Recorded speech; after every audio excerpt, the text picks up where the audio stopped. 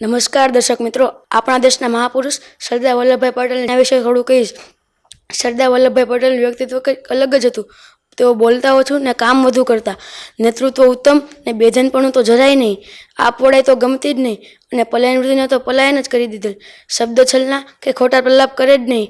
જે વાત કરે તે સીધી રીતે કરે. તેમાં નાટ્યાત્મકતા કે તરંગીપણું ન રાખે.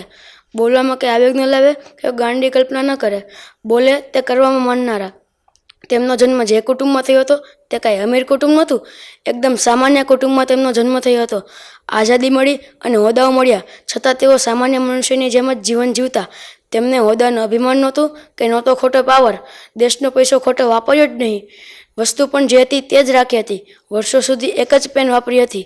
ઘડિયાળ પણ કદી બદલાવી ન હતી. ચશ્માની એક દાંડી તૂટી ગયેલ તો દોરી બાંધીને ચલાવતા. કપડાં પણ ખાદીના જ પહેરતા અને તે પણ માત્ર 3 જોડી જ રાખતા. તેઓએ અનેક લોકોને હિંમત આપી, અનેકને સાચા રસ્તે વાળ્યા.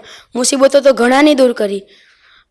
કુટુંબ માટે અને સંબંધી મિત્રો માટે ખૂબ ભોગ આપ્યો. છતાંય ક્યારે એમ ન કીધું કે આ બધા મારા કારણે છે. આઝાદીની લડતમાં જોડાયા ત્યારે ઘર કુટુંબ બધું જ છોડી દીધું. વકીલાતની ધૂમ કમાણી પણ છોડી દીધી.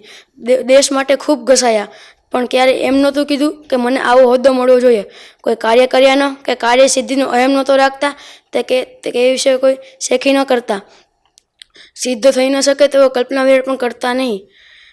તેઓ જાણે આવનારી પરિસ્થિતિને આગોતરી જોઈ શકતા. વર્તમાનનું ભવિષ્ય કેવું હોઈ શકે અને ભવિષ્યમાં કેવો પ્રશ્ન ઉદ્ભવી શકે એવી વિચારશક્તિ ધરાવનાર સરદાર વલ્લભભાઈ પટેલની વાત જ નિરાળી છે. તો મિત્રો, આવા હતા આપણા સરદાર વલ્લભભાઈ પટેલ. આજે તો આવું કંઈ જોવા જ નથી મળતું. આજે તો થોડું કામ કહીને પોતે જ પોતાના ગુણગાન ગાય છે.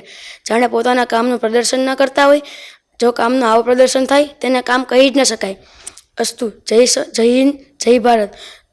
દર્શક મિત્રો, જો તમને મારો આ વિડીયો ગમ્યો હોય તો લાઈક કરજો, શેર કરજો